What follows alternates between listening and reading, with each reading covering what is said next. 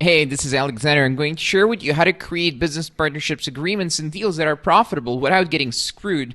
Not literally for all you Facebook censors out there, figuratively screwed. So, how do you create these deals? The thing is, if you talk to most business owners, they'll tell you some kind of horror story of how they created deals, business partnerships, and agreements where it has gone terribly, terribly wrong. In fact, most business partnerships that I've known in my life, ever in 10 years in business, and actually beyond that as well before I was running my own business, most of them have failed in quite a dramatic fashion. I've seen pretty big companies just completely collapse because of a bad business partnership. Not huge, but big companies. Because in huge companies, there are so many owners that if a few people have a fallout, it's not a big deal. So how do you create those partnerships? How do you set things up in agreements where it's not just partnerships, where it's deals with clients and so on, so stuff actually works? I'll give you an exact blueprint here on how to do that. The first thing is the word ass. The word ass is one of my favorite words, and it's the first three letters of the word assume. And that's what we're going to talk about right now, assuming shit. So when you create a business partnership or you create a deal, one assumes that you're on the same page with someone. One assumes that they're going to work as hard. One assumes that the client is going to deliver things on time and the person selling is going to deliver things on time, and everything's going to be just amazing. If you assume, usually you're going to be wrong. Here's why. People are different from you. The way you think is completely different from the way someone else thinks. I can guarantee that 100%. If you just Google Young typology test or disc test, you'll see there are many, many different types of personalities and different priorities that people have, and people think vastly differently from each other. So you need to adjust for that, and you can never really do that without knowing someone. So the first rule is find out who this person is and how they got brought up, like who are they, where they came from, how was their life at home. Just know someone for an extended period of time, 6 to 12 months before you close any business partnerships. As for deals, if you're selling, of course, you don't need that. Just have some standards and have some contracts, right, which we'll cover in a minute. But for business partnerships where it's basically a marriage, yeah, not literal marriage, but you guys know what I mean. You need to really know someone. If you don't know someone and you're going to go marry them, then stuff is guaranteed to go wrong, right? So instead of starting your first business as a business partnership, I recommend just don't. Start your first business in a normal way where you're just one person selling a certain service or product and you sell it to a certain audience, using a certain funnel. It's not a big deal. And then if you have friends who also want to start a business, they can start a similar business under their own business name and everything else. Later, if you want to merge or, have one business together, that's fine. But in the beginning, for beginners, don't build business partnerships. But if you ever do find out about equity and vested equity and how to agree contractually how much work someone is doing in your business, right, to earn that equity. Most of business partnerships that have failed that I've seen, they failed because one person expects the other one to work equally hard and he doesn't, and that's why most business partnerships fail. It's basically just resentment. So don't build a business around resentment. That's the bad foundation to build a business around. So the second thing I wanted to discuss is the whole thing with agreements. Yeah, you want to get a lawyer to write the agreement, right? And you don't need necessarily a lawyer to write the whole agreement early on if you're just creating simple agreements.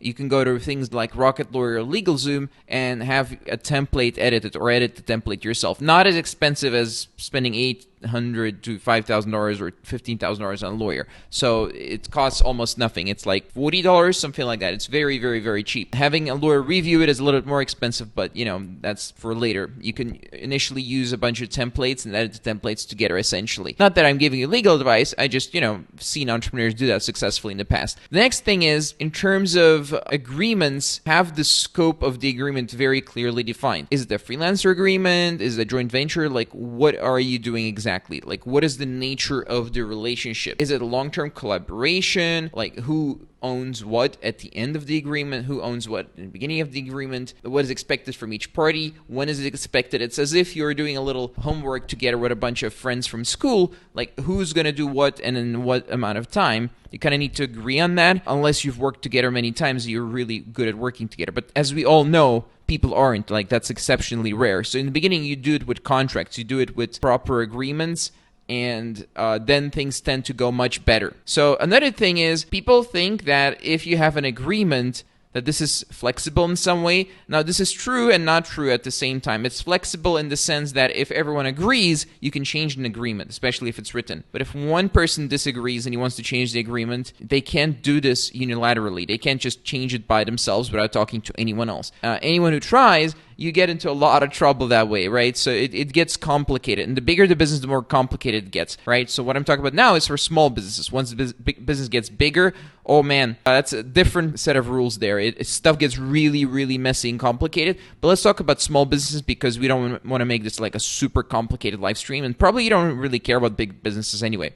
So for small businesses, you want to have clear division of work. Also, when you're selling, like the client, the receiver of the service or product also has to do some work. They have to deliver feedback on time. They have to be available at certain times throughout the month to receive the news of how the project is going and stuff like that, right? If they're not, then they're not participating. If they're not participating, they don't feel involved. They don't feel involved, they feel left out. If they feel left out, they feel like you're not really working hard. If they feel you're not really working hard, they're going to fire you, right? They're going to go ask for a refund or something like that. So you don't want that.